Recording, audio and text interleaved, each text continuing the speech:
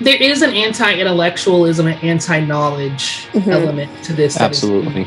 That always bothered me because I always had interest and I was always interested in things. And then when those things were discouraged as some kind of affront to God, I think that was kind of that was kind of the thing that kind of like, oh. And then at some point you get tired of it. You're like, you know what? I'm gonna watch these art house films and I'm not gonna burn in hell for it. You know what I mean? Right. You know what I'm saying? So yeah, it's interesting now that we see so many people that are in our age group that are kind of going through the same thing.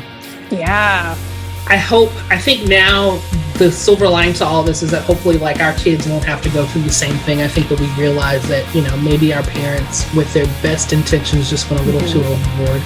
Josh and I talked about this recently too, like with the best of intentions, you know, our parents kind of let youth group raise us.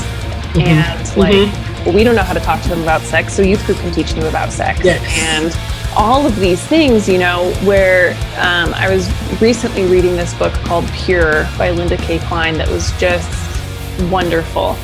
But she had interviewed this mom who was talking about the impact that purity culture had on her teenage daughters.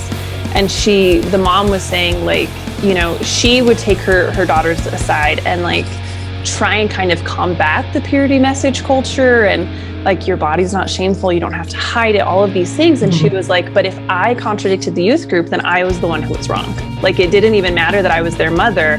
They were trained in youth group that anybody who says anything that we don't agree with, you know, they're the ones who are wrong. And Josh and I were like, oh yeah, absolutely. Yeah, that makes sense. Yeah.